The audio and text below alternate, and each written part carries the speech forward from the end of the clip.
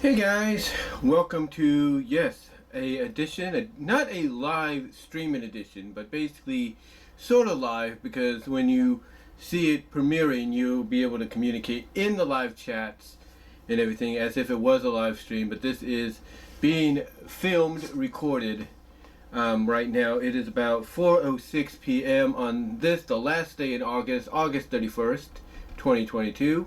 It is a Wednesday, and it is, of course, my older sister's birthday. She turned 47 this day. Basically, she was born on this day in 1975, and me and my siblings were basically born literally 2 years apart from each other, or if you want to get technical, 1.5 years apart from each other. I mean, my older sister, who, like I said, his birthday is today, was born in 75. My second older sister was born in March of 77. That's making her a year and a half younger. And me, I was born in July of 1979, and that makes me 2 years younger than my second older sister, and technically 3.5 years younger than my older sister, or 3 years, 11 months younger, if you will. Basically, around that time frame. So yeah, if you want to get technical, like I said, my second older sister is a year and a half, younger. I am 2 years younger than her because I was born in 79. And, since my older sister, like I said, celebrating her birthday today, was born on the last day of August, it technically makes me 3 years, 11 months younger than her. Or 3 years, 11 months, 6 days younger than her, by technicality. But if you just want to round it out, yeah, it's basically 2 to 3 years, 2 years, between all of us. 2 years, 75, 77, 2 years, 77, 79. If you catch my drift, if you kind of see where I'm coming from. But yeah, today is her birthday, and I don't know if my mom is gonna go down there and celebrate with her, or at least wish her a happy birthday, give her a present or something like that. I don't know. I'll find out in a little bit. I got a potential feeling that within the next 52 minutes, she's going to be calling me to let me know, hey, I'm going to go to your sister's and da-da-da-da, and, we'll see what happens from there. Now, as far as this, topics on my mind goes, whether or not it would have been live or kind of live, like I said, where it's a live premiere, but it's a recorded version. I would have done this earlier, except when I got up this morning to go get something to drink and check on everything after my mom left, I laid back down on my bed here behind me, and I just went back to sleep. Well, technically went back to sleep, not entirely. Well, yeah, I did go back to sleep, but it was kind of like on and off. And I didn't get up until about a little after noon. Literally, a little about 30, I would say 15 to 20 minutes after 12. That's how tired I was. And the reason being is because yesterday, as I mentioned in the vlog that you probably saw, that you saw previously before this, I should say, I did carts. And the reason I did carts yesterday was mainly because the guy that they hired, I don't know if he's a new guy or he's one of the new guys that they hired over the summer, they didn't show. They were supposed to be there between 9:30 and 10, and they didn't show, so that basically left them with me as the cart pusher, as the cart manager, if you will. It was just one of those situations, as I fix something here. It's just one of those, situations to where, like I said in the vlog, attendance was kind of low. It's like, it felt like what we were working with in the morning and afternoon hours was a skeleton crew, but it wouldn't pick up attendance-wise until later on, like around 2:33, started seeing other people coming in, but for that time being, we were kind of working with a skeleton crew, and it was just one of those situations that you just, can't avoid, once it happens. But, we did the best we could, and it actually worked out fine because, like I said in the vlog, I believe, I did carts, and when I caught up enough, they would ask me to help out on the register, and I did. I caught up. Basically, what I mean by caught up, basically, if I had enough rows, even if it was like 4 or 5 carts a row, they would ask me to get on the register because we were low on people. We were. Like I said, it was kind of like a skeleton crew, and I don't know exactly what happened. I mean, I know my ETL manager that's in charge of the front end schedule. I know that, like I mentioned in the vlog, it's a readjusting period for her when it comes to scheduling people to work in the front or work in certain areas. And it's the same for anybody else that works on a schedule for their area, like the back area, the manager that does the scheduling there, or the manager that does for like HBA, the toys and all that. It's basically, it's basically, like I said, an adjusting period for them, because a lot of folks are essentially going back to school, going back to the other jobs that they would take off during the summer because they have to. It's really just one of those situations to where once things get adjusted and established for for this season, especially going into the holidays, then things will be a lot better. But because of that, right now, I'm working on Saturdays, mostly in the afternoon. And it kind of hurts because the buses don't run, like they regularly do on the weekdays. The big difference is it's every 3 hours. So like the bus I get here on Saturday, over here on this side, where the bus stop's at, there's supposed to be a bus stop there. It is a stop. It's just they don't have no bench or anything yet. They took that out. But basically, the bus stop there on Saturdays comes, every 3 hours. Like for me, I take the 928. Now, if I was to work later, let's say at 2 o'clock maybe, and I wouldn't get out to let's say 6:30, I would take the 1228. That's the big difference. That's the big difference in timing. It's every 3 hours. So it's like 6:28, 9:28, 12:28, 3:28, and that's it. And I think even 6:28, but I think that's more than less than likely, I think. But it's kind of around that scenario. So what I have to do now is I have to basically take a lift. I have to buy a lift. I have to schedule a lift ride for Saturday in the afternoon after work to take me either from work to home or from work to wherever my family's at if they're celebrating something that day. So it's all depending on what they do. It's all depending on what they do. But yeah, it's one of those. It's just one of those adjusting periods, like I said, for any kind of job. When you lose people that you had on a certain schedule during the summer because, they're going back to school or they're going back to other jobs they had to take off because, they're required to during the summer. So, yeah, like I said, yeah, it's a readjusting period, but eventually I think things will get back to basically a normal routine within maybe the next month or so. We just got to work with what we have. I mean, honestly, what I'm probably going to have to do within the next week or so, hopefully, is probably buy a lift pass for the next couple of Saturdays, if you know what I mean.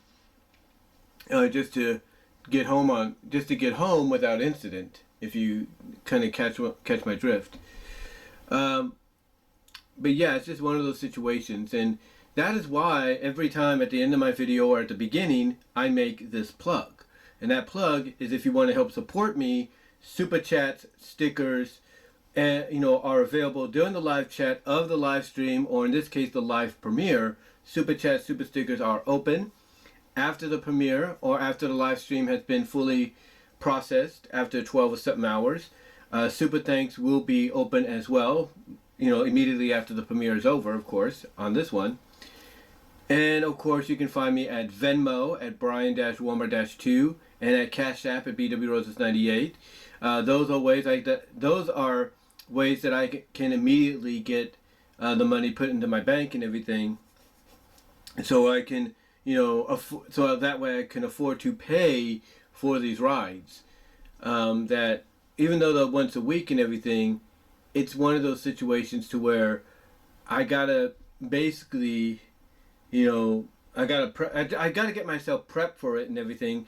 And I think also it's kind of like it's God's way of kind of telling me that this might be the direction I have to go in the near future, since of course the S as it's called now, which is a combination of the Max Express and START, which is short for Stanislaus Regional Transit, Regional Transportation. START, which is, like I said, short for Stanislaus Regional Transportation. Something like that, Regional Area Transportation. Since they're now one combined service known as the S, rumor has speculated, and I think I've mentioned this before in a video, where they plan to eventually knock Newman, knock Gustine, and Crow's Landing, these areas here, off the map. Off the route map and everything, because I guess it's not, I guess it's not suitable for them, or it's not, it's not worth coming down in this direction. I don't know. I haven't heard anything yet after that, or since, I should say. I haven't heard anything since.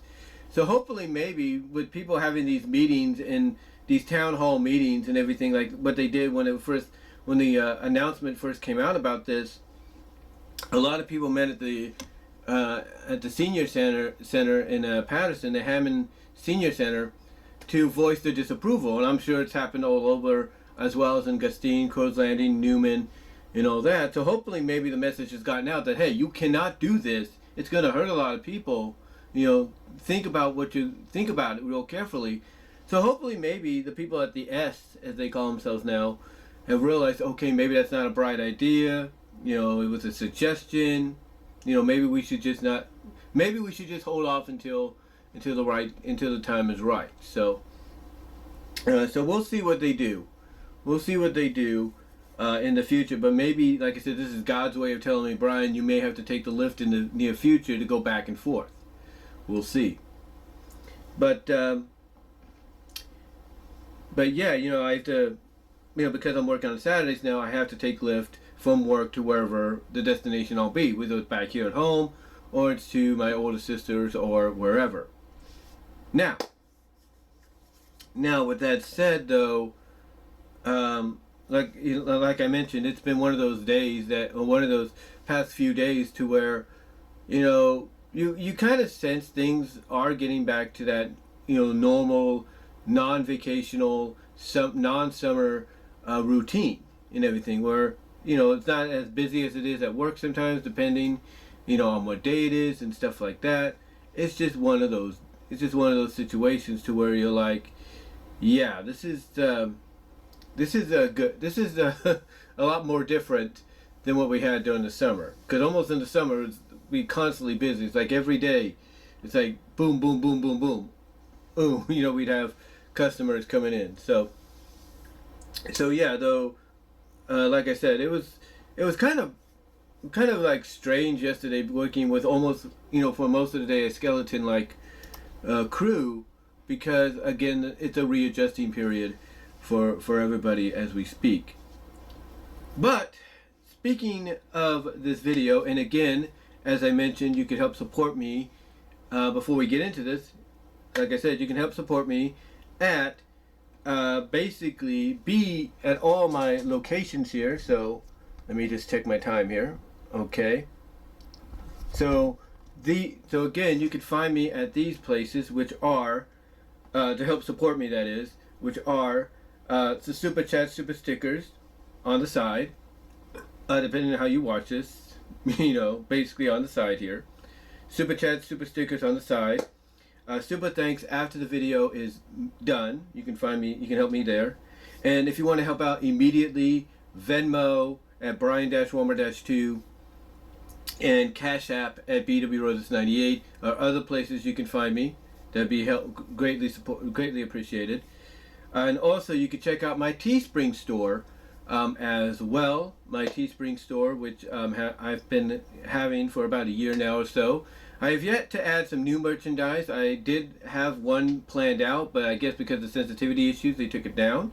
That's understandable. I'm all right with that. So I will try to come up with something different down the line. But if you want to purchase other merchandise there, it is there from, original from my original, like pictures, like, let's talk about discussions, like the meaning of my name, as well as it shows my support for other creators, like, or other causes too. Like I have a Rally for Sally merchandise on there. I have a picture of my fur persona, my fursona, side by side with Gadget. I have merchandise on there that says I am a brony and a Sonic and Sally supporter. I have basically the meaning of what my name is about, basically what the name Brian is about, what that meaning is, and stuff like that. So if you want to check those out, again, my Teespring store is also open. You guys can check that out at the end of the video. You can click on it, or I'll provide the link in the description. If I don't, like I said, at the end you will see right here in the upper left hand corner a means of clicking on and supporting me there. But like I said, other means, super chats, super stickers are open during this premiere, as well as super thanks afterwards. Venmo at Brian-Walmer-2 and Cash App at BWRoses98 are ways I can immediately get support to help me out in the future. And speaking of support, I have to thank you guys on this, because for almost the second time in not even a month, the second time in about a month, one of my wrestling related videos, which I did, has hit over 1,000 views faster than any wrestling video I've ever had. Over 1,000 views. I thought the one I talked about with CM Punk, about him going off script and that being a wake-up call for Tony Khan, was going to do that, but right now it's still kind of stagnant at 787 views or something like that, almost 790 views. So if you want to help increase that, that would be great. But the one that I did recently on Tony Khan, the 4 reasons basically as to why AEW, and this is the title of the video, 4 reasons why AEW, All Elite Wrestling, is in the current state that it is right now. That, as we speak, that right now has reached over, and let me see if I can update this. Maybe it's updated a little bit, but that has reached over 1,200 views. I think there's more now. Let me check here. Let me see. Yeah, it has now reached about 1,220 views and growing as we speak. And it has got a total of 26 likes. That is unreal, guys. And this thing was posted late in the evening on August 28th, which is why it's still looked at as a 2-day deal. But when it gets to a certain time frame with any videos, then it comes full circle to being 3 days. But yeah, that is amazing, guys. And I highly thank you guys for that support there, because that just came out of nowhere. But then the other wrestling related one that I did, it's not as big or anything, is the video where the title is asking the question, is Tony Khan becoming Herb Abrams 2.0? And believe it or not, this is a comparison that's been going on for the past several months, and you can look it up online. People have been asking the same thing, wondering the same thing, and that right now has gotten 309 views. That's growing as well. So I thank you guys for that support, because usually when I do wrestling videos, some of the content doesn't get that high. But I guess with the topic, about AEW and Tony Khan currently right now being a hot trend, and being something that has gotten people wondering, okay, what the heck is going on?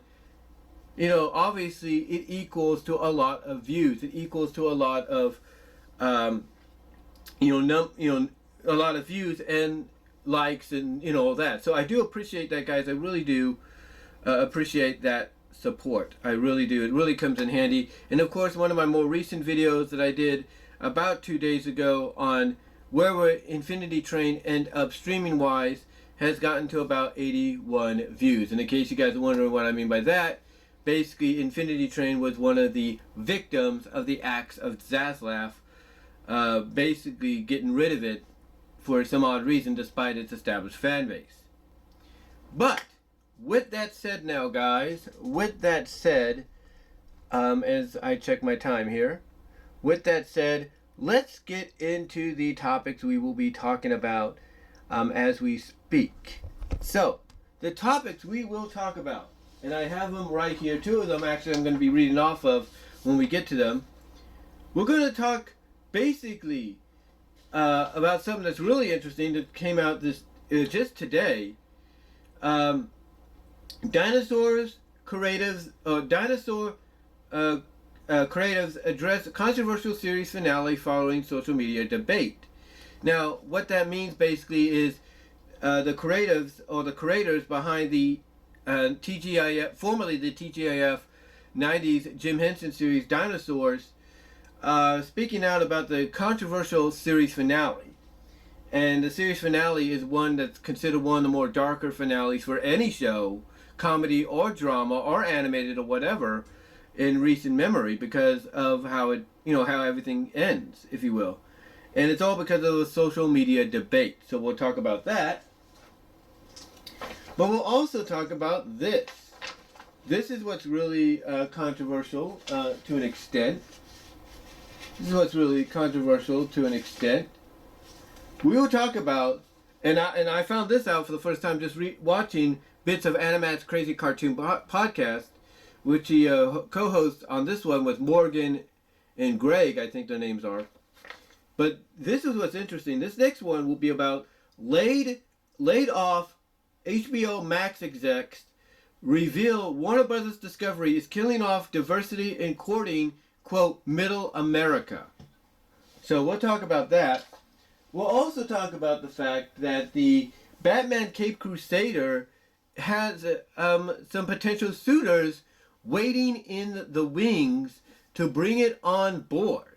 That's right. It is waiting in the rings for someone to bring it on board to, be part of the streaming platform. So we'll talk about that and what it means for all the other potential ones that are being shopped around, as well as to, and also as to why, they're taking this mindset of shopping all these series around to potential other streaming services or networks. We'll talk about that. Also, got a list here of the other topics we will go by. The third topic, or the fourth topic, I should say, we'll talk about public domain's future may be bright in the next 10 years. We'll get into why that might be. The other one, related to the other things I just mentioned, could David Zaslav be out at Warner Bros. Discovery? And that's going to tie into what I mentioned before. Also, is the other topic, is My Little Pony Make Your Mark G5 a franchise to where you have to watch and read? I forgot to put watch there. That's my fault. Watch and read everything to understand what's happening. In other words, do you have to basically consume all bits of the content from every media to connect the dots? And then last but not least, we'll talk about a recent revelation by one of the Sonic team members, I think from Japan, stating that all Sonic media are now connected as one continuity, and what that could mean for the future. So, with that said, ladies and gentlemen, let's get started.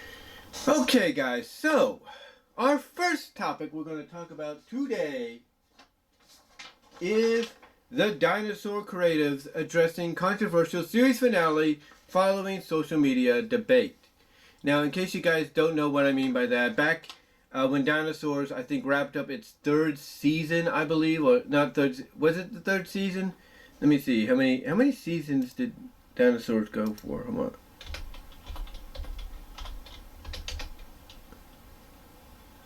Let me see here. Dinosaur, no.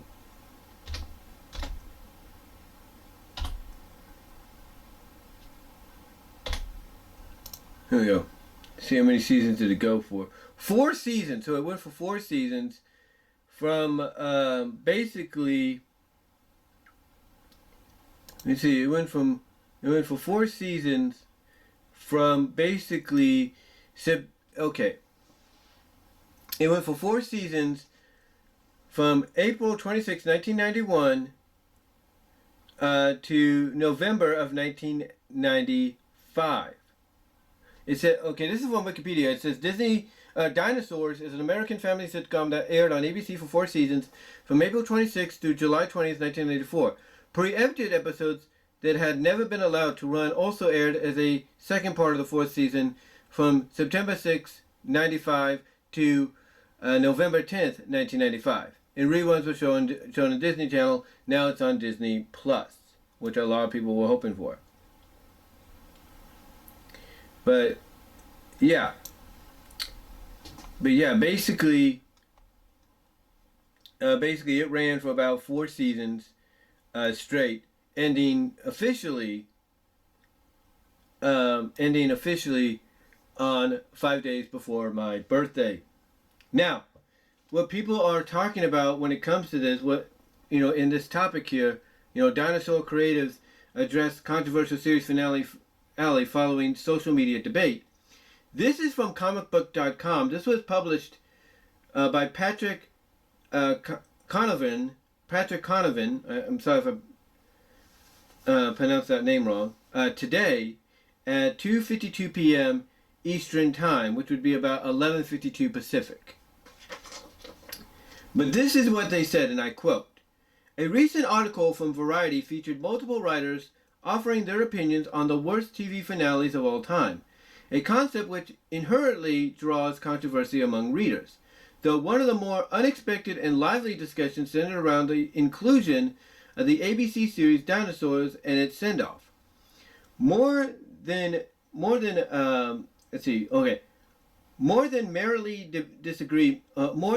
merely disagreement, many people on Twitter chastised the inclusion for entirely missing the point of the finale, which included producer Tim Doyle and series finale writer Kirk Thatcher, attempting to explain the intentions behind the final episode. Enough backlash to the Dinosaurs finale was earned that Doyle and Thatcher were interviewed to offer more insight into the final episode."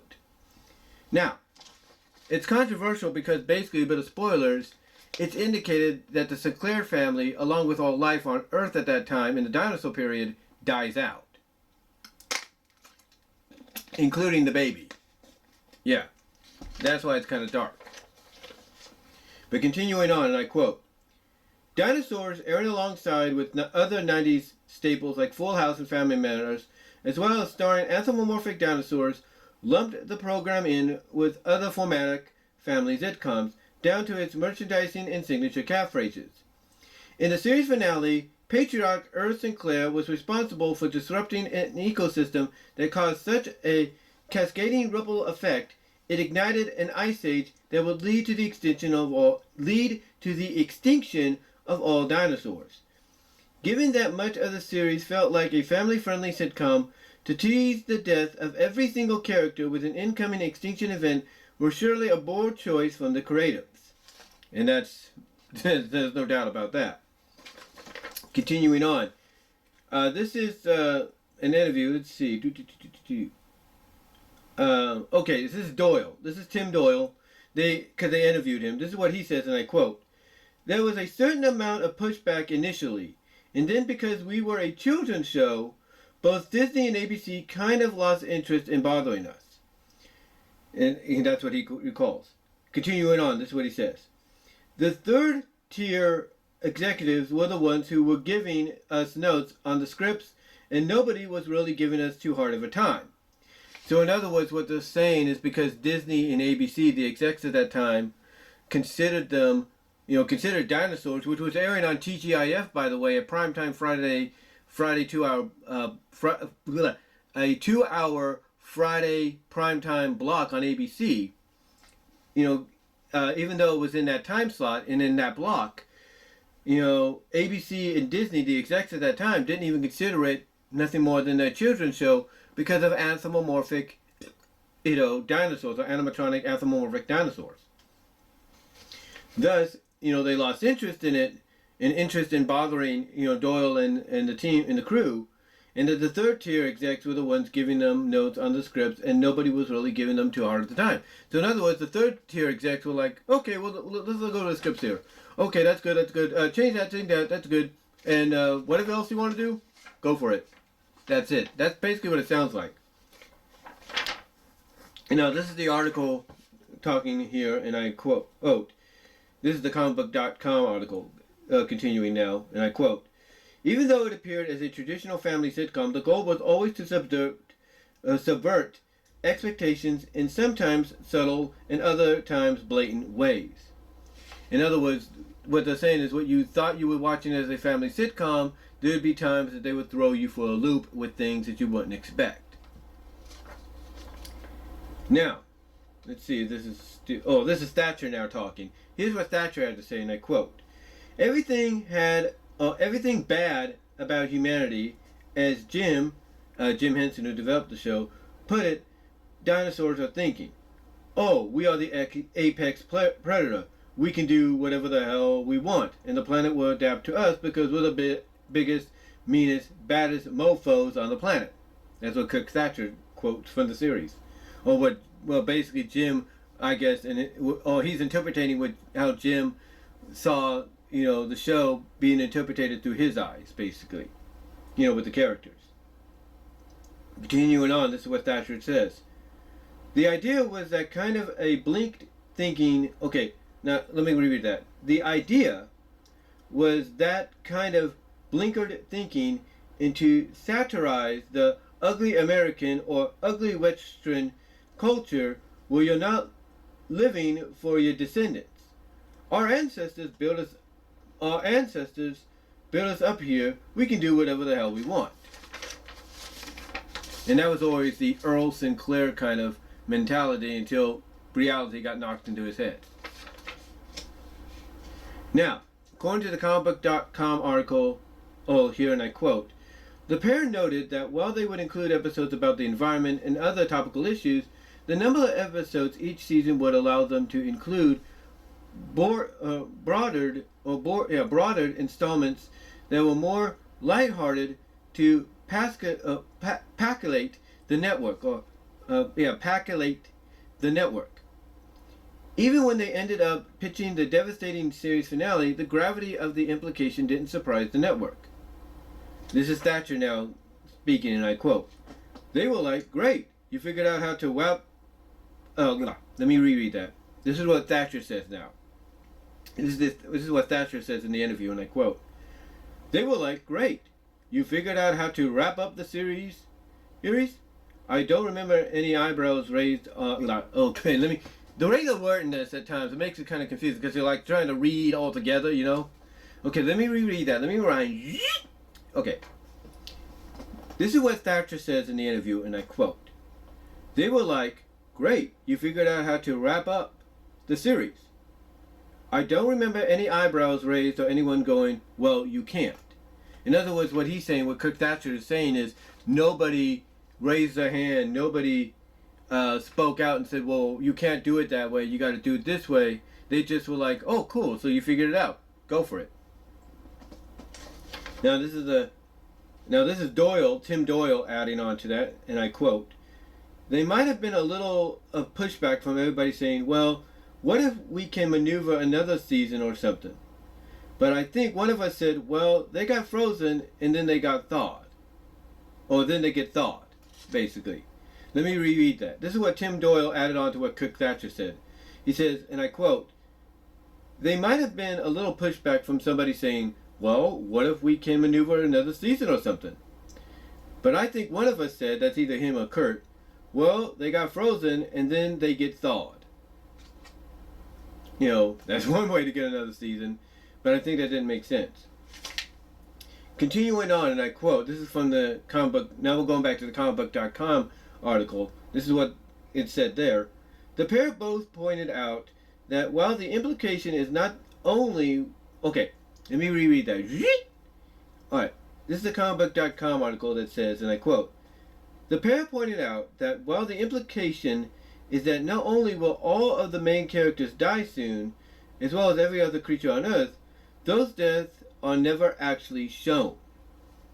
So in other words, it's like, okay, they're in an ice age to where, it's pretty much been one of the more debated ways of, okay, how did the dinosaurs die? Was it meteors? Was it ice age? Was it meteors that caused an ice age or whatever? And basically, because we never saw the deaths of the Sinclair family, it's debated of whether or not they survived the way they did, or they found a way to survive as normally as they could. It's never fully, implied, if you will. Now, continuing on, and I quote, this is from Thatcher. This is from Kirk Thatcher now. He says, fans say it devastated them, and how it was so ballsy. They surely say they ruined it, and then they're smiling and laughing. Oh my God, I can't believe you did that. And I always respond with, well, we didn't kill them, they're just chilling, you know? We didn't exactly show them dying, we let the other shoe drop in your mind. In other words, he's basically saying, hey, just because we didn't see them die doesn't mean they did die. It's up to your interpretation of what happened. It's like, in other words, he's saying, hey, you can interpret this as like the first ice age that didn't last too long. It's like as soon as you got into spring, that's when poof, global warming happened, everything was fine. You could do that. Left it to the imagination. And then this is what Doyle said, and I quote, to add on to that, we did easily a dozen episodes about the environment in one form or another, and they were all kinds of toothless, because by the end of 22 minutes we kind of fixed it. And here is one where the consequences are not fixable. We fucked up the environment, and we're going to have to deal with the fallout of that. I would like to think 6 or 7-year-olds might have been upset, but it also might have made an impression on them, Sorry if I read it that wrong. But yeah, basically what the creators, Tim Doyle and Kurt Thatcher, are getting at there with this to kind of coil the debate of exactly what happened is it's up to you. It's up to you on how things, occurred. Like, you can accept the legit reasoning of Earl and his boss and all that screwed things up, and now they can't fix it. Or you can interpret it as they survived as best they could, and one day all of a sudden they started to feel warm and all that, and basically they started noticing things were thawing and all that outside, and everything, and they go out and they say, oh, it's spring again. They see the life popping back up. Like, in other words, like I mentioned, to them you can interpret this as, the first ice age that didn't last so long, only lasted maybe several months, and then they got out of it. But yeah, there were consequences. Like, maybe you can say Fran's mom, because of her age, dies. Or you could say that the baby ends up in a coma that he comes out of because he's the baby. Stuff like that. Whatever the case may be. You can even, in today's world, you can even interpret incense and say, Charlene and Robbie, ended up doing it, and Charlene ended up laying an egg, which is her and Robbie's son, that's technically making them married, even though they're brother and sister. Stuff like that. It's all about interpreting what you think, possibly happened afterwards. So, I look at the fact that when you have something like this,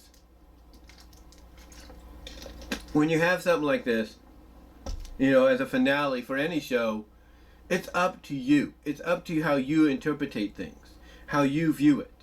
Like, there's a lot of shows recently, and in the past 20 years, that have had cliffhanger finales, have had finales without resolution. And the fans do fan fiction, web comics, or web animations. They do their best to give their own answer, their own interpretation of what they feel was the next logical step. I go back to Team Season right now and what they're doing with Sonic Season 3. They're basically taking concepts that Ben Hurst had done, as well as their own concepts, and they're merging them together, basically, into one, to give us an idea of how they feel, as we, being fellow fans like myself and others, how we feel the third season would turn out. Again, another example from the Sonic franchise, Archie Sonic Online. They're basically taking what they could interpret would have been Ian Flynn's ideas and pathway for, post Mecha Sally stuff after 250. Excuse me, there. You know, after 250, and they're just running with it. They're just running with it. Game Boy Stage with the Sly Encounter crossover between, you know, Sonic the Hedgehog and Sly Cooper. You know, they're taking their own interpretation, stuff like that. Everybody is interpreting in their own way how they feel things could have gone in a creative manner. So that's basically what I'm getting here with Tim Doyle and Kirk Thatcher. It's like they're saying basically you can interpret what happens after the finale because we didn't show that Sinclair's dying. You know, we didn't imply that they were going to die or anything. We just implied that, hey, they're in a situation that seems unfixable, and now they got to deal with it and hope for some miracle or something like that. That's what I'm getting from it. But what do you guys think? What do you guys think about that? Let me know in the live chat and in the comments down below as well. Now, let's move on to our second topic. All right, so our second topic, again, comes from an article that I printed out. It's right here. It's a little longer than the other one. It's a little longer than the other one here. But, you know, it's really interesting because, again, I have to give credit to Animat and his Animat Crazy Cartoon podcast deal, and the one that just dropped today. Because they talked about this. They talked about this, and it really is like something that, you know, if it gets out there more so, it's not going to be a good look for Zaslav, who I'm going to talk about in another topic in a little bit. But this is what the article is. And this is, I think, from, I can't think of the article right now. But basically, you can find this at Discussing Film's Twitter page. They linked it up there. But basically, this is an article that states that laid off, it's highlighted by saying this. It says, laid off HBO execs reveal Warner Bros. Discovery is killing off diversity in courting middle America. And the number one quote they put in caps is, they just don't care. Now, this is what they also said, sort of as a subtext, a subtitle to go along with it. Warner Bros. Discovery has axed about 13 non-white executives as it tries to climb out of debt. It will likely affect the shows and movies that are made. And this was published, believe it or not, on my mom's birthday, which was the 25th of August. This was published by Adam Mano, who's an entertainment reporter. This is what he published. And he published this at 1:46 in the morning Pacific time on the 25th. This is what he published, and I quote, former HBO executives say the streaming service has been left with few people of color to oversee its diverse state of programming as Warner Bros. Discovery continues its ongoing corporate reshuffling. The platform reportedly laid off close to 70 people this month.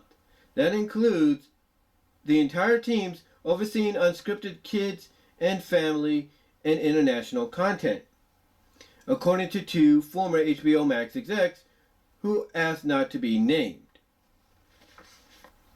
Those three divisions responsible for buying shows from production companies and creators and working closely with them during production are now completely gone. One former employee says as many as 13 people of color previously in charge of developing shows like the Grotto Chronicles and the Spanish language docuseries Menudo Forever Young have been let go, likely influencing the types of shows and movies that are greenlit moving forward. Among those laid off are Jen Kim, an Asian woman who served as the senior vice president of the international team, and Carlin Barnes, a black woman who worked under Kim. And that right there is not a good sign. One exec says, and I quote, I don't think anyone knows just how white the staff is. Whew. And that's big. It says, now continuing on with the article, it says, former HBO Max staffers say there are barely any non-white people left in the upper ranks of content, with one naming Joey Chavez, an executive vice president of drama, is one of the few people of color that are still there. Because HBO Max and the original HBO channel operate somewhat independently, one former executive conceded that quote, there may be one black woman on the HBO side. Maybe. Continuing on, and I quote, the layoffs have amplified the lack of diversity at HBO, another former executive told the Daily Beast. Okay, it's the Daily Beast. All right, that's what it's from. This is what that person said, and I quote, HBO is the most humongous part of this umbrella. Instead of trying to figure out how to integrate some of the Max executives into HBO, they just made this sweeping cut of 3 divisions: kids, family, and international. A lot of black and brown people lost their jobs. So one executive that was there said. Continuing on, I quote, ever since parent company Warner Brothers merged with Discovery earlier this year, employees at Warner have grappled with the changing values of the new created company. Discovery CEO David Zaslav was charged with helping Warner crawl out of a $50 billion hole, which basically means they were $50 billion in debt. He came in like a wrecking ball, tearing up CNN's $300 million streaming service, CNN Plus, and vowing to pull the Warner-owned show's news channel, away from advocacy journalism. Now, some people will agree that if there's one thing that David Zaslav and his crew is doing, is they're not basically going to take any more of CNN's bullshit. In other words, you're a news network, report the news, and report it unbiasedly and truthfully. That's his main quota. No more journalism. No more like, oh, Donald Trump, he's so worried. He's going to end up in jail soon, and everything. And Biden, and that's clearly for Biden to have another term, which we all hope to happen. That's basically, what people are getting the sense of being one of the only good things he's doing. One of the only good things he's doing. But I quote, more changes have come in the past couple of weeks. It says, earlier this month, it was announced that Batgirl, the $90 million film planned for HBO Max starring Afro-Latina actress Leslie Grace, would be shelved completely in favor of a tax write-off. Excuse me. Over the weekend, CNN media correspondent and host Brian Stelter, a frequent target of right-wing criticism, was fired from the network. And again, that's another good decision. Not the Batgirl one, but the Brian Stelter being fired from CNN. That's another good decision. People were glad that was made. In other words, what you're seeing with this guy and his crew is, long story short, they're done with the woke shit. They're done with the SJW shit. They're like, enough of this. We know what this is about. We're not crazy. We know what you're trying to do. You got your message out. Now go back to the way things were. And that's it. That's basically the what you're getting from it. Continuing on, I quote, former Warner employees believe these changes are just as much about business as they are about reshaping the ideology perception of Warner properties. It all points to the same end, they say, a rejection of left-wing or highly diverse content in favor of more humongous media. Okay, let me reread that. And I quote, former Warner employees believe these changes are just as much about business as they are about reshaping the ideology perception of Warner properties. It all points to the same end, they say, a rejection of left-wing or highly diverse content in favor of more humongous, middle America-friendly fare. The lack of diversity in content staff might just make that goal easier. So basically what they're getting at here, and I do apologize for the pause there, I was just trying to think about what I was going to say there. But what they're getting at here, again, going back to what I just said, is Zaslav and his crew, which a lot of people consist of a lot of middle-aged, out-of-touch white men and women. Basically, him and his crew are like, look, enough of this shit. We've dealt with this for years. We know what you're trying to do. We get the message. We're not trying to say nobody of this or that can't do anything, but that is not what entertainment is about. Entertainment is about entertaining folks, giving them what they want, what's popular, not taking something like, let's say, oh, I don't know, Batgirl, which is a good, well, which probably would have been good if given a chance, or taking something like, I don't know, Little Ellen, or whatever stuff is out there, and using it to send you a message of, oh, women are superior to men, or da da da da da da da da. No, it's about entertaining. It's not about that. And I think that's what they're trying. That's what they're trying to get them get the message across from. That's basically what I'm sensing. They're trying to get the message across from of, this is not about trying to shove your message in people's face on a constant basis. This is about entertaining folks. Which I'm pretty sure a lot of people are glad, honestly, that if you're an MLP fan, you're glad New Generation didn't end up on HBOMax, because it would have been gone, literally. But here's something that they highlighted, that the Daily Beast highlighted, and I quote, HBO, and this is a quote from one of their former execs, and I quote, HBO is the most humongous part of this umbrella. Instead of trying to figure out how to integrate some of the Max execs into HBO, they just made the sweeping cut of divisions, kids, family, international. A lot of brown and black people lost their jobs. Well, basically it's the same thing that was mentioned, let's see. Yeah, it was mentioned right there, right where my finger's at. It's mentioned right there. They just decided to highlight it because it did speak volumes. Obviously, this part speaks a lot of volumes and everything to them. But continuing on, and I quote with the article, HBO is the most Okay, I just said that. I don't know why they repeated it. So yeah, that's basically the same thing. It says, in the statement to the Daily Beast, HBO highlighted shows like Euphoria, Rap Shit, a Black Lady sketch show, and Los Espookys, all of which are led by diverse characters. HBO, this is what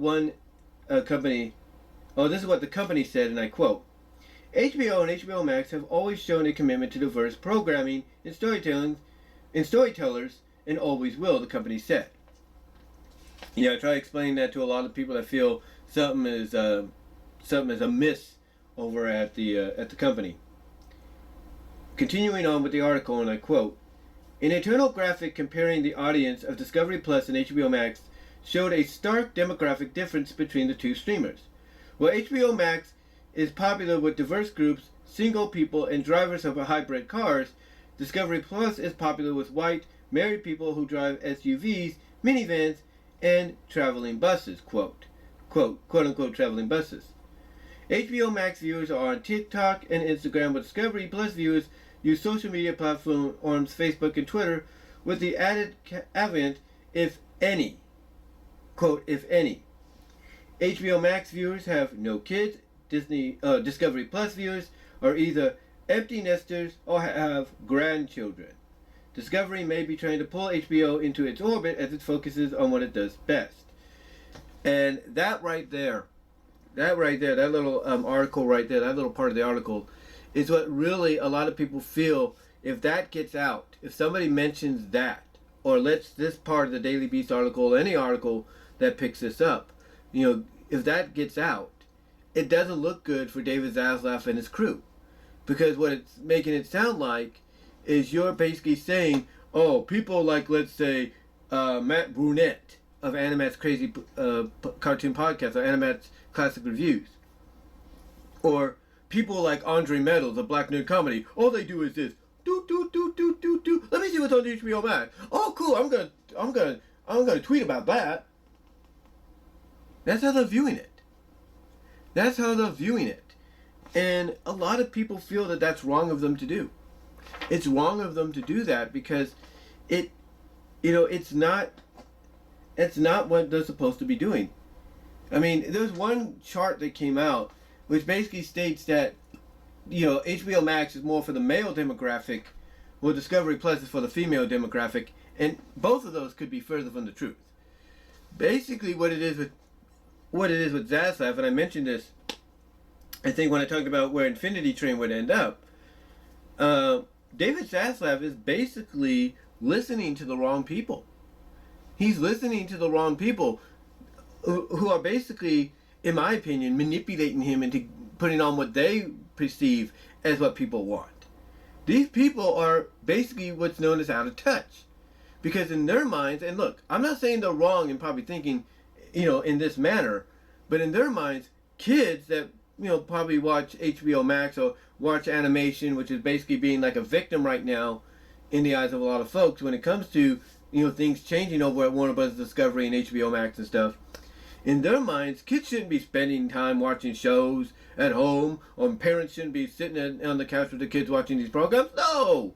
They should be outside throwing a ball, hitting home runs, racing with them, exercising, stuff like that. That's their mindset. And again, nothing wrong with that mindset because there is truth to that. But, people will point out that they're so out of touch that they don't realize people do, parents and kids still do that, but they also have this way of, enjoying themselves as well. I mean, what if it's rainy? What are they supposed to do? You know what I'm saying? You know what I'm saying? But, yeah. Basically that's what this is getting at. That what David Zaslav and his crew, the crew that's out of touch, are trying to do is get people to accept what they want. Like, in other words, they're trying to hypnotize them and say, you will watch 90 Days My Fiancé. From now on, it is great family entertainment. Hypnotize you. You will do what we say. You will do what we say. And I'm guaranteeing you, people, look at this kind of stuff, read this kind of stuff, hear what people have to say, and they're like, I would not be surprised if one of those execs one of these days, when they get called out for this crap, stands up and goes, you can't do that. This is the 1940s. Or something like that. And they'll be like, what are you talking about? That's how out of touch they feel some of these people are. That one of these days someone's going to do something like that. And then all of a sudden they go like, are you okay? And then that person has to reach down, boop. I'm fine now. I just forgot to take my medication. Whatever. It's just one of those situations to where, it's like I said in one video, David Zaslav is currently what I consider OJT right now. He's on the job training.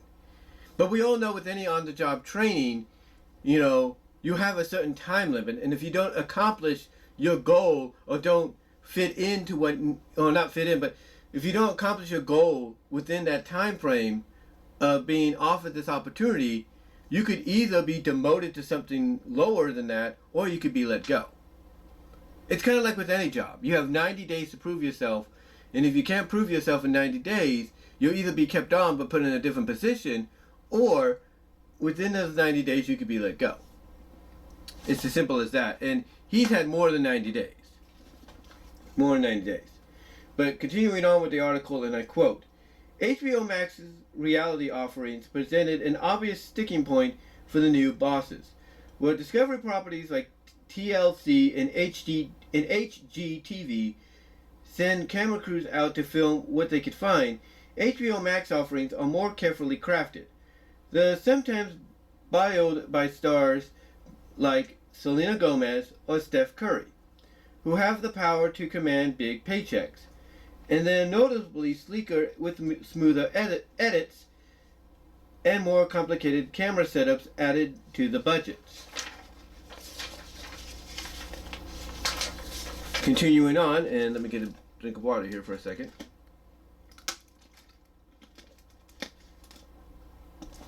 Continuing on, I quote, one former exec describes Discovery Plus as a more, quote, more general audience platform that doesn't have the specificity that HBO Max has tailored to.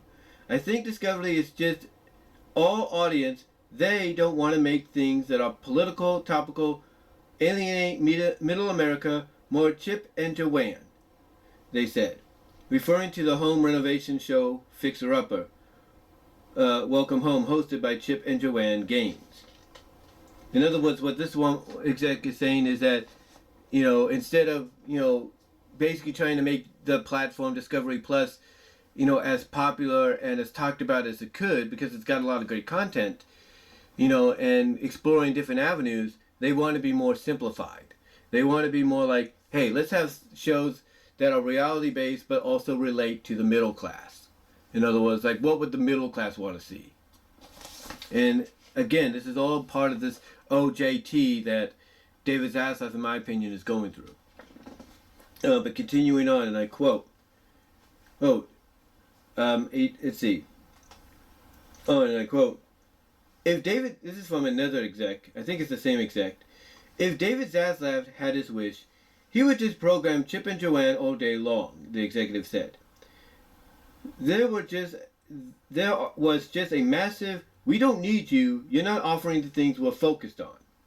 So in other words, what they're saying is because David Zaslav was the exec at Discovery Plus, that if he had his way, shows similar to Chip and Joanne would be on all the time. Like, here's Chip and Joanne, fixer-uppers, welcome home. Here's Chip and Joanne going to the Far East. Here's Chip and Joanne doing this, Chip and Joanne doing this, Chip and Joanne. That's how they feel. And again, this is all a learning process for Zaslav.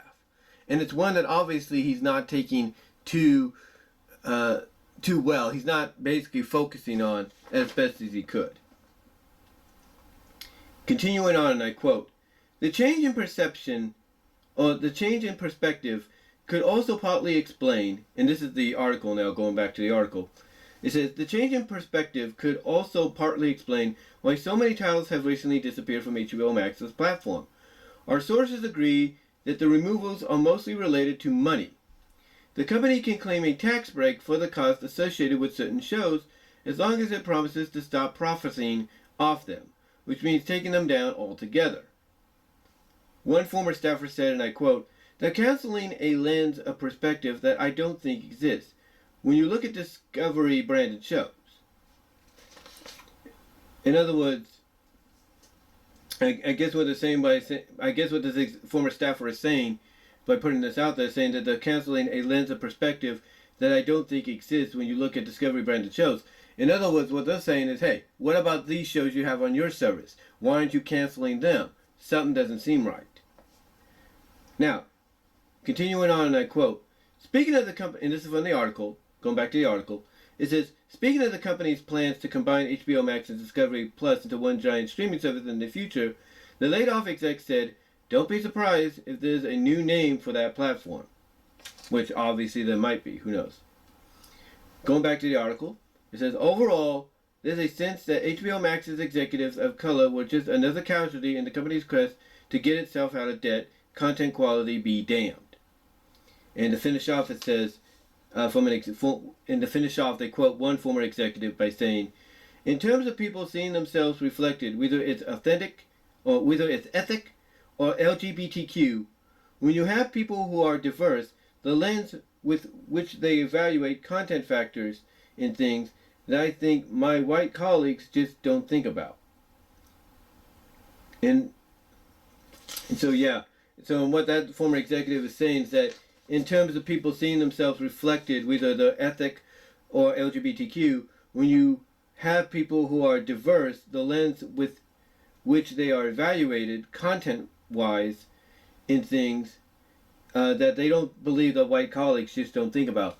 In other words, what they're saying is that despite the fact that they should have diverse programming and they promote that they still have diverse programming, apparently that's not the case. You know, it's not really the case because of the fact that if it was the case, to an extent, if it was the case, then you wouldn't be seeing a lot of these things happening.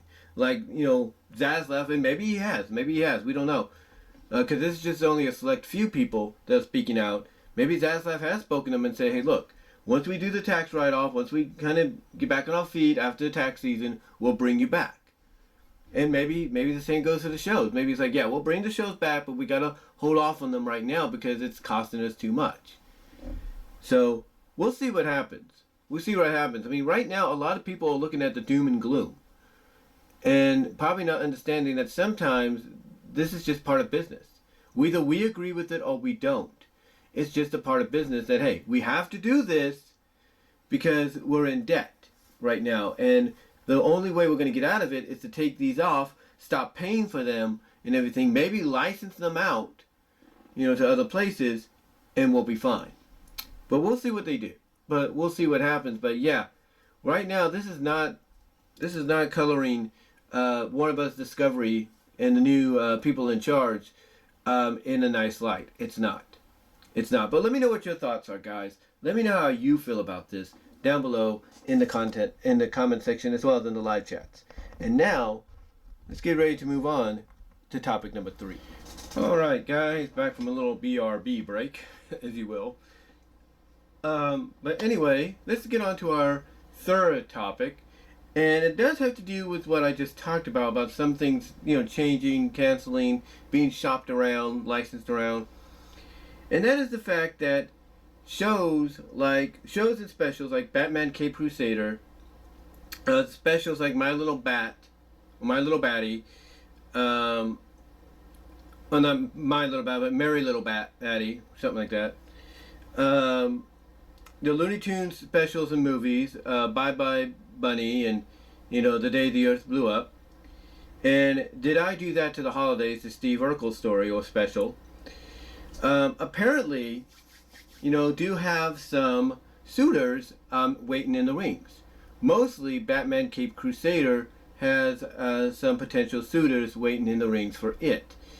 And I can't blame anybody for probably wanting this on their service, seeing as though you have the original, I guess you could say, creator of the Timverse of DC, Bruce Timm, connected to it, along with J.J. Abrams, despite how I feel about him and his creative decisions sometimes. And what's the other guy's name? Matt Reeves. Yeah, you got Matt Reeves connected to it, who just recently came off the success, I should say, of the Batman film that came out this year. And this is basically, in case you guys don't know, a spiritual successor to Batman the Animated Series. It kind of serves more like, I guess you could say, a Batman Year One kind of deal, it sounds like. I'm not really sure. But it definitely sounds like it goes in that direction. And originally, it was supposed to be on HBOMax, and I think simultaneously, it was supposed to also be on Cartoon Network. I could be wrong, but it was supposed to be mostly on HBO with, I think, the occasional appearance on Cartoon Network. But because they're trying to save money and all that, try to get out of the debt that they're in, they decided to not cancel it, not axe it, if you will, completely, but shop it around. Like it's still being worked on, it's just getting shopped around. And there are some not notable, easy for me to say, sorry about that, but notable suitors for it. There are some notable suitors for it. One is obviously Netflix. Netflix, I think, is a big notable suitor. And a lot of people, even John Campea, when they talked about this, as I guess you could say, a topic on the show today, basically said that he feels Netflix would be a great place for it. It would be a terrific place for it. The other name that's being thrown out there is Apple TV Plus. Apple TV Plus would be a good home too. It would actually, if Apple TV gets it, would be the first running animated series, not movie or special, but series that they would have on their platform. So they're in the running. Hulu is in the running. And believe it or not, other services are kind of in the running, but not, talked about as much. But one is kind of like looked at as a wild card, and that's Disney Plus. And I wouldn't be surprised if Disney Plus wanted to take it because of the fact that they have worked with Warner Brothers before in distributing a series on the Disney Channel. I can't think of the series' name right now, but they did do it at one point. They did do it at one point. Maybe you guys can correct me in the live chat during this premiere and let me know that. But yeah, it's being shopped around. And of course, you got Paramount Plus and Peacock and all that are also invested in it, also interested in it. But yeah, it is finding some notable suitors to bring it on board. And to me, this spells good, and to me, this speaks high volumes and spells great news, in my opinion, for the other, movies, specials, and and all that being shopped around. Like, Did I Do That to the Holidays, the Steve Urkel special. Like, the Looney Tunes movies and specials, and the My Little, not mine, but Merry Little Bat special, if you will. It does spell great news for them because if Batman Cape Crusader is being potentially locked in somewhere down the line very soon, that means these other ones will follow as well. But the question is, where would they land? And that's a good question. I don't know. I think the reason now, here's the thing. Everybody is wondering why they're doing this. And if you read articles, you hear what other people have had to say. This is an old school tradition. One of the only decisions from an old school mindset that actually does work in the current times.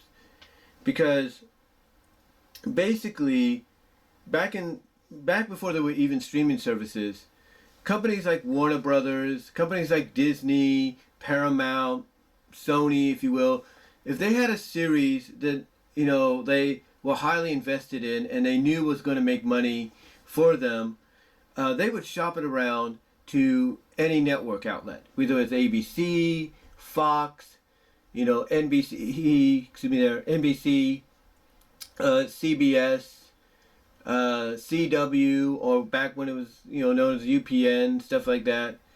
They would even shop it around to other cable outlets like USA, FX, you name it, Disney, like I just mentioned, or wherever, Freeform, which is Disney owned, but you get the idea. They would basically shop around. They would even go the syndicated route to see if anybody on a main syndicated platform would take it to broadcast it during certain times of the day or night. So this is an old school mentality tactic that does still work to this day, but now you have to include the existence of streaming services, which someone like John Campea has quoted time after time is still in its infancy. Like basically everybody that's in the streaming business now, even Netflix, who's had the longest tenure as far as we know, they're still learning the ropes. They're still learning, like, okay, what works, what doesn't, how can we structure this, how can we do this? They're still learning.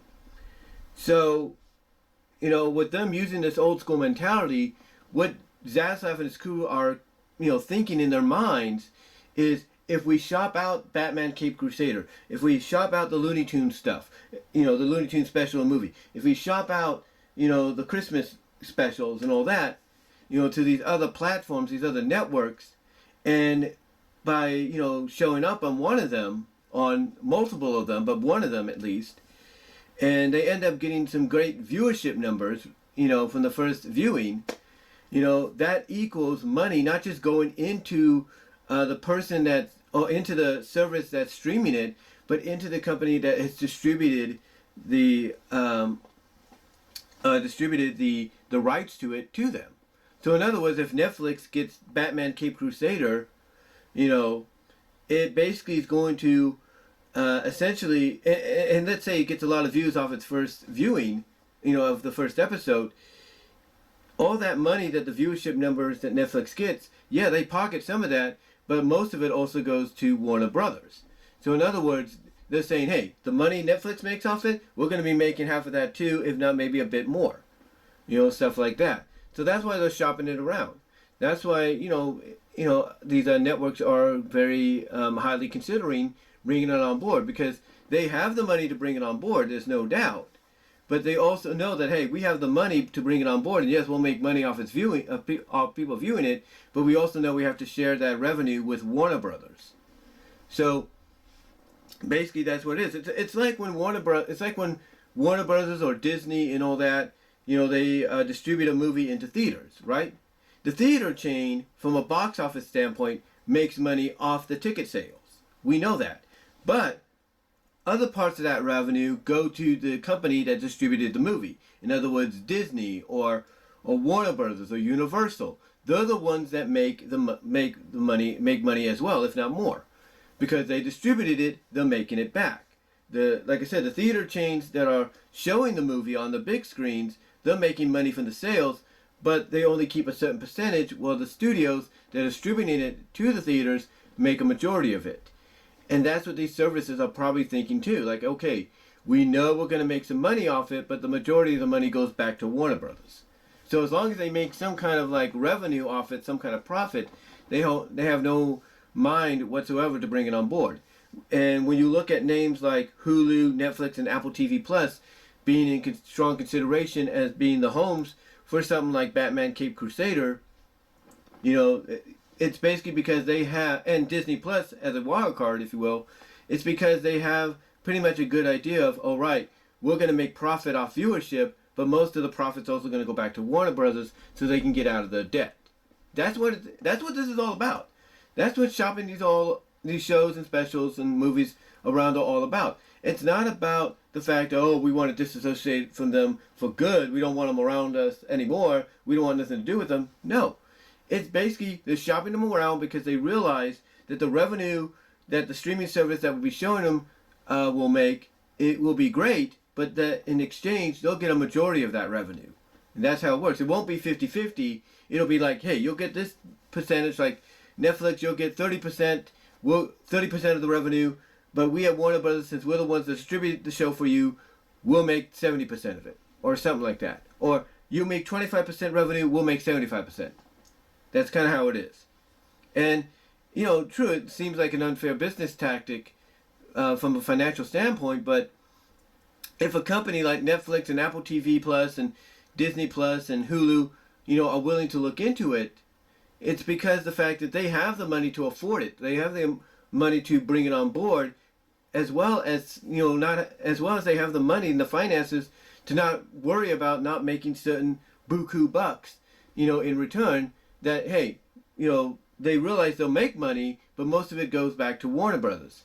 And it's all because they're going to use that money that they get back in return, whether it's 75% of the revenue or 70% of the revenue, they're going to use that to get out of their debt. That's basically the mindset. And that's been a mindset, like I said, that's been as old as time. You license out your product to all these other networks and services with the idea and the plan that you're going to make back a majority of the revenue, while the ones that are showing your product make maybe a small percentage of it, but it's still a good enough percentage for them to thrive off of and continue maybe airing the show and asking for more seasons and stuff like that. So yeah, that's kind of what's going on with Batman Cape Crusader and all these other projects. It's because they're doing it because they realize the money they can get back from it after they're viewed on all these other services or networks is going to hopefully help them get out of their debt. That's why they're shopping around. But yeah, the good news is, if you're looking forward to Batman Cape Crusader, you're going to have a place to watch it inevitably soon. Inevitably soon, whether it's Netflix, Apple TV Plus, Hulu, or maybe even Disney Plus, or maybe the true wild cards that are out there like Paramount Plus or Peacock, you'll have a place to watch it soon. And again, going back to the other projects, you'll probably have a place to watch them as well when it comes to services that are interested in things like Cape Crusader. I mean, if you look at Animaniacs, the reboot, if you will, they are a new series. They are a new WB series, but they're on Hulu. They're on Hulu, and everybody thought they were going to end up on HBOMax eventually, but that's not the case. Why? Because Hulu's making money off of them, there's no doubt, but Warner Brothers is making a majority of that money as well, even though they're still kind of in debt. So basically that's pretty much why Batman Cape Crusader and all these other shows and specials are getting pretty much shopped around, not just so they can have a place to be shown, but also in the long run, in the end, for Warner Brothers to make up a lot of money that they're losing by gathering whatever revenue they get from it, a majority of the revenue that is from the showings. So yeah, that's what's going on there. Let me know what your thoughts are on Batman Cape Crusader, as well as the other specials and shows being shopped around. Where do you think Batman Cape Crusader will most likely land? Let me know in the live chat during the premiere, as well as in the comments, as well as let me know where you think all these other shows and specials will end up platform-wise down the line. And do you think this is a good idea, a good plan, a good strategy by Zaslav and his team? Let me know in the comment section down below, as well as in the live chat during their premiere. And now, guys, on to our next topic, if you will. Alright, our next topic is public domain's future may be bright in the next 10 years. Now, the reason I say this and everything for our fourth topic is mainly the fact that, in case you guys don't know, the first trailer, and probably the only trailer, for the horror film Winnie the Pooh, Blood and Honey dropped today. And let me just tell you guys, if you are into campy horror bullshit, if you will, if you're a fan of that campy horror B-movie level, brutality bullshit, this is for you. This is for you. This trailer is dark. It is crazy. It is just, balls to the wall, what is going on kind of deal. If you know what I mean. It's basically, as some people would describe it, as a slasher film, but with iconic characters. Now, you might ask yourself, well, how is this possible? Well, earlier this year, the early written works of Winnie the Pooh went into public domain. That's right. The early written works of Winnie the Pooh went into public domain, thus making it possible for anybody out there to do a Winnie the Pooh story. That's right. The written stories, the early written stories of Winnie the Pooh and Piglet and Eeyore, to an extent, and Owl, I'm assuming, and Christopher Robin went into public domain. Thus, by doing so, they allow people to go and make their own interpretations, including what has been made here with Blood and Honey. But it seems that Winnie the Pooh, the early written works anyway, and the characters themselves, are not the only ones that are heading towards public domain in the near future. We all know that Mickey Mouse is also heading for public domain within the next year or so, at least the early versions of Mickey Mouse from the 1920s, from the late 20s to early 30s, or what is it, the late 20s, mid 30s, something like that. But around basically the late 20s to mid 30s, we know that Mickey Mouse is heading to public domain. We know that. And we know that's going to be happening within the next year unless Disney steps up and says, hey, we want to retain the rights to all Mickey Mouse IP, so we're going to retain it. Here's more money for it. We're going to keep it on board, and that's it. But yeah, Mickey Mouse is also heading for public domain, mostly, like I said, the early works of Mickey from the late 20s to mid 30s, I'm assuming. And what that would mean is if you want to use a Mickey Mouse for any kind of interpretation in stories or whatever, you have to go to that Mickey. You can't use, I'm assuming, the Mickey that's late 30s to the 50s and all that, the one that became more iconic as time went on. You can't use that Mickey. In other words, let me see here. Oh, there he is. Whoops. Let me get him out of here. You can't use, let's say, for example, you can't use this Mickey, this design of Mickey in any shape or form. It's got to be a Mickey that's before that. It's got to be a Mickey that's before that and everything. It's basically got to be something along these lines. It's got to be around these lines of Mickey. Excuse me there. It's got to be around these lines, if you will, of Mickey. Right here. So these Mickeys here represent basically what is going into public domain. Now, like I said, excuse me there, Disney can step in eventually and maybe say, hey, here's the money to retain the rights to all Mickey imagery, past and present, and that's it. And thus, Mickey Mouse entirely would not be in public domain, including, the late 20s to mid 30s version of Mickey. But until Disney steps up and does that, that Mickey Mouse from, like I said, the late 20s to mid 30s will be entering public domain next year, which opens the door for a lot of people to, like I say, take that Mickey, take that Minnie. That's right, because even Minnie's design from the late 20s to mid 30s, I should say, will also go into public domain. It will allow anybody to make whatever they want. It'll allow anybody to make whatever they want out of that version of Mickey and potentially that version of Minnie and so on within the next year or so. So yeah, the future definitely is bright for public domain in the next 10 years, Let me get some water there. I almost got tongue-tied there. Sorry. But like I said, the public domain's future, it may be definitely bright, I should say, maybe definitely bright in the next 10 years. Not just because of what we're getting with Winnie the Pooh, even though it's dark and as dark and WTF as it is, and potentially what people could do with Mickey and Minnie, those early, late 20s to mid 30s designs. But you have to look towards years to come as well. And what was really interesting is an article that popped up on my Facebook. It was an article that popped up on my Facebook, and I was kind of surprised when I read this. I was kind of surprised because it stated that by 2034, that's right, 12 years, 11 and a half years from now, let's get specific, technical if you will, 11 and a half years from now, two of DC's iconic characters, Superman and Batman, will enter public domain. Now I know that's a long ways off, that's over a decade off, and it gives DC and Warner Brothers enough time to retain them, all rights period from the very beginning to currently. It gives them plenty of time.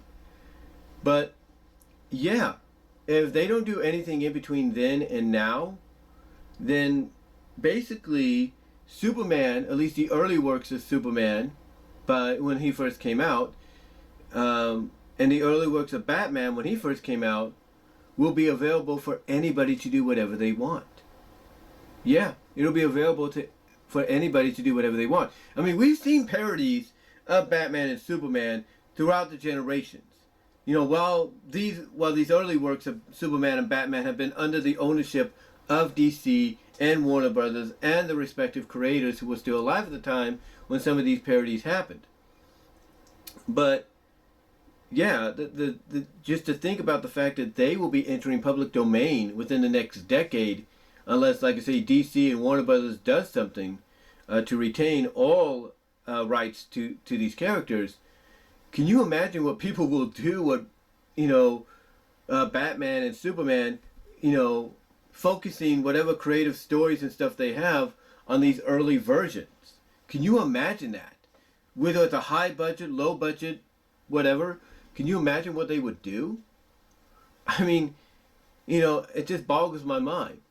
I mean, this year, we're going to independently B-level horror film in Winnie the Pooh, Blood and Honey, which is using is using the characters because, again, they were created with the original stories, and thus they went into public domain.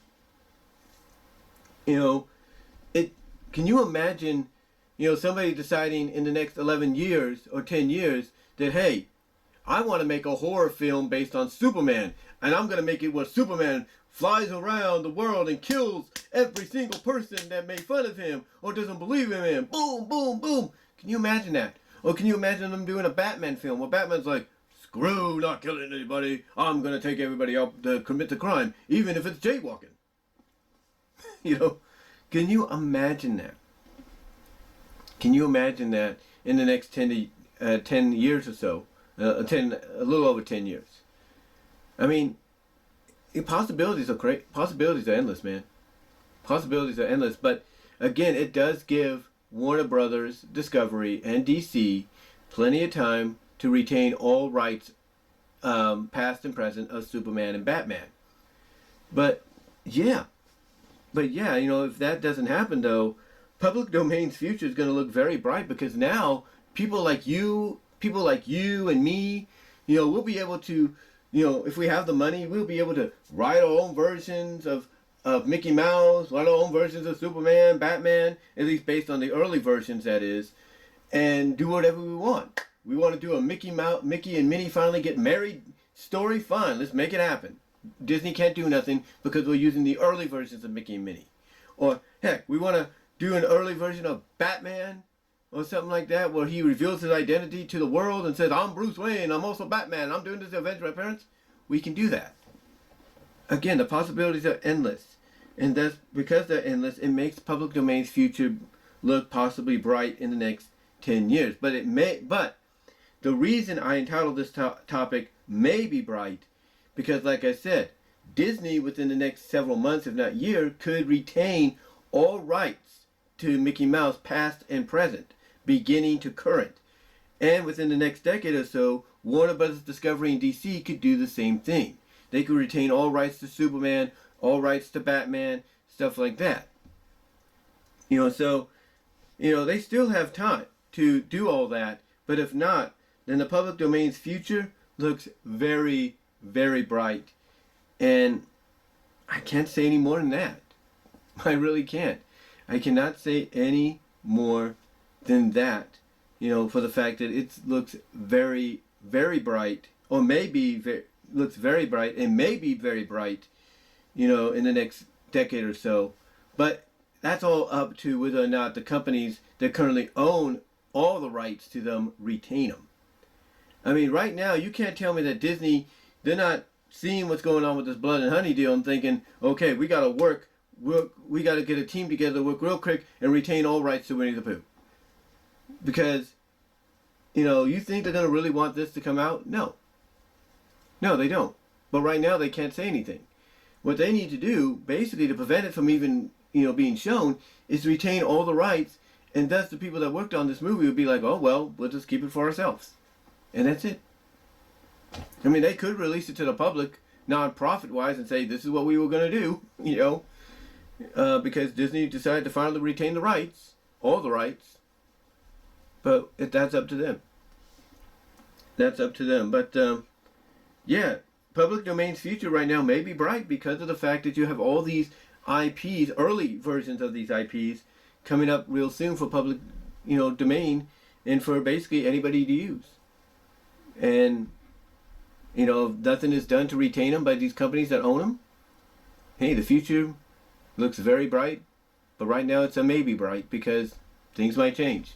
But let me know what your guys' thoughts are in the comments and in the live chat during this premiere.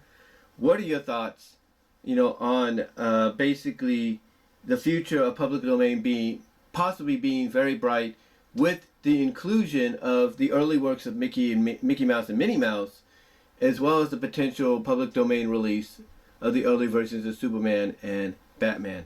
Let me know down below in the comments as well as in the live chat during the premiere.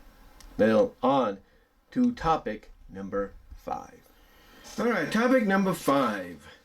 Could David Zaslav be out at Warner Bros. Discovery? This is something that I was watching Animat's recent, podcast that he did on Twitch a couple of days ago. They just uploaded to YouTube today, where he had his co-host Morgan and Greg.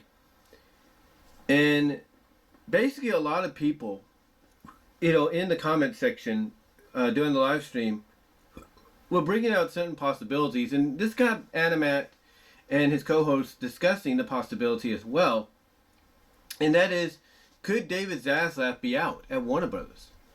Because we all know that when he was brought in as the CEO, when they merged the companies, his number one job and goal was to get the company out of debt. But it seemingly looks like the company is not getting out of debt. As a matter of fact, let me look something up here.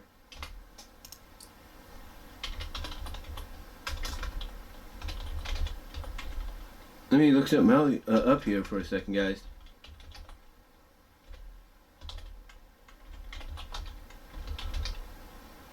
Here we go. Right now, this stock currently is at $13.24 USD as of right now, and it is dropped to 0.38% at a negative 0.050, which, it went up a little bit. It went up a little bit. It went up a little bit by 2 cents, but then it went back down. The highest it ever got was up here at $13.49, and that was at 10 a.m. And it's just been going up and down, up and down, up and down, up and down. That is not good. That is not good. And it says and Yahoo Finance puts it right here. It says, WBD CEO David Zaslav has to magically save $3 billion, one analysis says. Yeah, good luck. And then it says Warner Bros. Discovery could be revamping TNT and TBS programming. That's interesting right there. That's interesting right there. You know, so, and that would kind of explain, basically, if it lets me even get in there.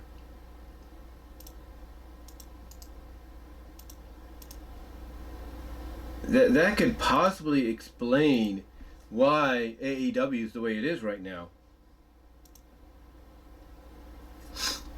You know, that could possibly explain why the way they are right now. But anyway.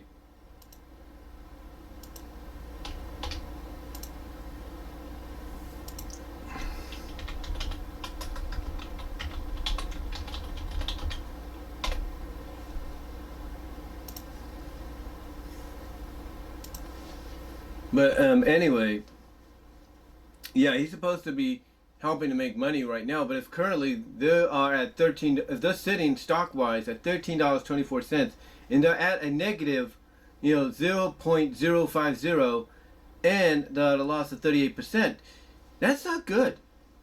That's not good, and that's not supposed to be trying to save money or trying to, get them to a certain pay window, if you will. But he's not. He's not, basically. I mean, 38% is not good. 38% is not good. It says a week ago they lost $20 billion in market. They're trying to cut $3 billion. Yeah, good luck. That's easier said than done. That's easier said than done and everything. But this is a sign right here where maybe David won't last long there. That's what people are wondering. And you look at the stock dropping, that's not good. And he's doing everything he feels is necessary. And if he's going to go with the mindset of, oh, we go the route we did at Discovery Plus, that's going to make us some money. Yep, that ain't going to work. That ain't going to work. And hopefully the stock dropping, to what it is, it's going to be a wake-up call for him to be like, well, what am I supposed to do? Hopefully somebody steps in and says, those shows you cut and everything, they were making us money. You might want to put those back. And David could be like, but that's not making no money. It's a real one. Yeah, it's gonna be no. Yeah. And I could just see somebody being like, David, calm down, shut up, and let us take care of it. You just sit back and learn how to run things. That could be what happens. I'm not saying that's exactly what would happen, because that was a parody, but still, it's like, you look at the stock prices going down, you look at what people had to say in the last article, in that first article I talked about, not the first article, but the second article I talked about, the second topic I should say, and, it's not good. It doesn't look good, but could he be out? Could he be out as Warner Discovery CEO? We don't know. I mean, apparently he's associating himself with a lot of the people he would want to be associated with, to basically make sure that doesn't happen. But I think that's not going to be enough. I mean, if the stock investors, the shareholders and the investors are like, why are we investing? Let's take our stocks out of this. This is losing us money. Those execs on that board may be like, David, unfortunately we have to let you go. Because you're not making money. We'll bring in this person. This person knows what to do. They're up to date. And I can see David going, and maybe David, upon hearing something like this, could be like, oh, no. I just thought of a great idea, guys. Everything we cancel comes back because it makes us money. I can see maybe David changing his mind, going like, doing a 360 and be like, guys, I just had a brilliant idea. Those movies and shows we were canceling and axing? Let's bring them back because that's going to make us money. I could see something like that happening. Maybe not. Maybe he's the kind of guy that's going to stand his ground. I don't know. I mean, like I said in the other topic, this is a part of business. This is just something that, has to happen whether we like it or we don't. You know, some of the decisions may not be very popular with us or anybody else, but it's something that has to happen. But I don't know. I don't know. I mean, right now, I still look at David Zaslav kind of like what I look at, kind of the same way I should say that I look at Bob Chapek at Disney. I look at both guys as going through OJT, on the job training. They're still learning. They're still learning on how to do things correctly. In other words, how things work the way they should, not the way you would want. Because the way both men are thinking right now, I mean, Bob right now, according to a lot of people, is learning a lot quicker and adapting more quicker than someone like Zaslav. Because he's realizing, okay, some of the decisions I made may not be the most popular decisions. But David Zaslav, on the other hand, he still feels he's making the right decisions, but he's not. And he still has a lot to learn. And hopefully, he's able to catch up to someone like Bob Chapek, because like I said, Bob Chapek is basically learning. He's taking the time to adapt and realize, okay, that didn't work, so let's try this, let's try that, and go from there. David Zaslav has to have that same mindset of, okay, I want to do this, but I know this might be better whether I like it or I don't. Whether I agree with it or I don't. So, it's just a situation to where his role as CEO right now is on the line. And if they don't recuperate the money they're losing right now, I don't think he's going to last till Christmas. Be honest with you. I don't think he'll last till Christmas. I think they're just going to have enough with him and say, that's it, you're out. Which is why I'm thinking, honestly, they're shopping, like I mentioned just previously, why they're shopping a lot of stuff around. They're shopping it around because they know that if they make some money back from it as distributors, that might help clean up the debt. I'm not saying it will, but you never know. It's just basically, to me, right now, Zaslav is in an OJT period until he really learns how things work around there. We're going to see things that are not, that we're going to see decisions being made, hear about decisions being made that are not going to sit well. But yeah, I could see him doing something like, hey, I just had a great idea. Let's bring back all those shows and movies I canceled and everything. That's going to make us money. I could see that just to keep his job. I mean, once he hears maybe shareholders are pulling out, he's going to be like, no, guys, hold it. I just had a brainstorm. I could see that. So, or something similar to that maybe. But Zaslav does seem like to me the kind of guy that he wants to learn, and once he learns and realizes, oh, I made some mistakes here, he'll try to correct them. Even if it means, again, shopping around some of the things that he canceled to other places. With the agreement that as a distributor, they make money from it, while the streaming services make a certain amount, which they won't mind. But yeah, could he be out as out at Discovery, Warner Bros. Discovery? If he doesn't, turn things around and maybe correct some decisions he's made, yeah, I think he could be. And if he doesn't turn things around and, correct some of the decisions he makes, like I said, I don't see him lasting till Christmas. I don't. But what do you guys think? How long do you think David Zaslav will remain? Do you think he could be out at this Warner Bros. Discovery? Do you think he'll last till Christmas? Do you think he'll even last beyond that? Or do you think he'll be out before Christmas? Let me know in the live chat as well as in the comments down below. And now, on to our sixth topic. Alright guys, our sixth topic is, well, it's a very popular topic with anybody. Is My Little Pony Make Your Mark G5 a franchise to where you have to watch and read everything to understand what's happening?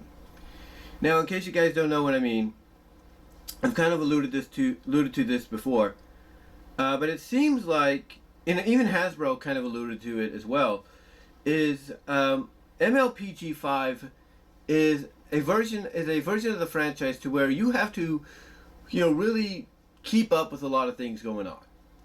You got to keep up what's going on with Tell Your Tale on YouTube. You got to keep up what's going on in the comics, and that's eventually within the next month keep up what's going on with the series because it's all going to be connecting as one. And is it that kind of a series that you have to do that for? Yeah, in a sense, not really. I mean, hopefully they do have some kind of like connection, like maybe a flashback or something like that. In some cases, with Make Your Mark, maybe there might be flashbacks to the to meeting Discord or something like that, or to finding out about the possible prophecy of all of them coming together to restore the magic. Hopefully there's some kind of flashbacks or acknowledgments, and maybe some acknowledgement and as well as acknowledgments to like the movie. So yeah, it is kind of that series to where you have to watch and read everything to understand what's happening, but I don't think so necessarily. I just think it's one of those shows to where, or one of those portions of a franchise to where, as long as you kind of have an idea of what's going on, and as long as they what's the word I'm looking for? As long as they give explanation and everything, kind of hints of what happened, thus maybe giving you the option to go back and see what happens yourself. Again, it's kind of back and forth. It's like yes you have to, but not really. As long as it goes like I said, the flashback wise and reference wise and all that, then you'll pretty much get a good idea of, okay, I see what's going on here. So we'll have to just wait and see what happens with Make Your Mark, the series next month, to see if that is indeed the direction that they go with the series, because right now it does feel like that. It does feel like Tell Your Tale is filling in gaps, kind of bringing us up to speed, in time for the series. It's also filling in the gaps between the Make Your Mark special and the movie, because there was acknowledgement of what happened in Tell Your Tale, so it's kind of filling in the gaps there, and it's filling in the gaps between the pilot of Make Your Mark the special and the series next month. The comics, I think, kind of do that too, in a sense. Not saying they don't, but they kind of do that, in my opinion. So yeah, in a sense, it is one of those series, one of those franchises that you have to watch and read everything to understand what's happening, but also you don't really have to do that, because all you need is like little references here and there to kind of get a good idea of what's going on, without having to go back and read every issue of IDW MLPG5's comic, or watch every mini episode of Tell Your Tale and stuff like that. So yeah, it's kind of like I say, yes and a no deal with it. But I guess if you really want to have the true full context of everything happening, then yes, you do have to check everything out. You have to really read every issue, watch every Tell Your Tale, stuff like that. But if you're not that way, if you're not someone that really wants to go through all that, and want a fully, a very fully understanding context. Excuse me for a second. Sorry about that little interruption, but that was my mom calling me and letting me know she was going to go to my sister's, because like I said, it's my sister's birthday. But yeah, I don't think necessarily you have to watch and read everything, but it is kind of one of those things where it's an option with a yes or no. It's up to you. If you want, like I said, it's a yes if you want the full context, and it's a no if you just want to be like, okay, let me just see if they got any references and everything, and if I want to, I'll check out everything else that people are telling me I need to check out. So yeah, I don't think it's necessarily needed, if you will, but it's an option. It's an option. So that's all I'm going to say for that topic. And now on to our last topic. Okay, guys, our last and final topic here, and I just had to change the battery here for a second because I was at 8 minutes basically left on the other battery. I got this one now full again. But the last one that we're going to talk about is All Sonic Media has now... All Sonic Media... Okay, let me reread that. All Sonic Media are now connected as one continuity? Well, yeah, apparently that seems to be the case. It seems to be the case because, according to somebody, I can't think of the name right now, over at Sega of Sonic of Japan, or Sonic Team in Japan, I guess confirmed in an interview that yes, all Sonic media, past, present, future, Japan, U.S., Europe, and all that, are all one continuity, or at least all basically comprised as one. And when people heard this, obviously they were excited because this kind of confirmed. This kind of confirmed that characters like Sally and the Freedom Fighters, Sally, Bunny, Nicole, all of them are basically basically the official characters of Sega. That they are basically official. They can be in any Sonic media if you want them to be. And that includes Sonic Prime, which, by the way, Sonic Prime is coming out in December apparently on Netflix. So that's something to look forward to during the Christmas season. But yeah, all Sonic media are now connected as one continuity. And what that does is it does open the door potentially for what we can possibly get and will see maybe in Sonic Prime. Like, will we get the Freedom Fighters appearing? Will we get these certain characters that we don't think would appearing? We don't know. But yeah, the guy came out and said, yeah, all Sonic media are now connected as one.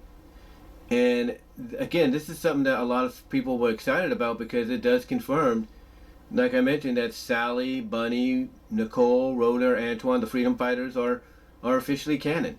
You can't say that they're not or anything if, one of the people at Sonic Team in Japan is saying yes, they are. By extension.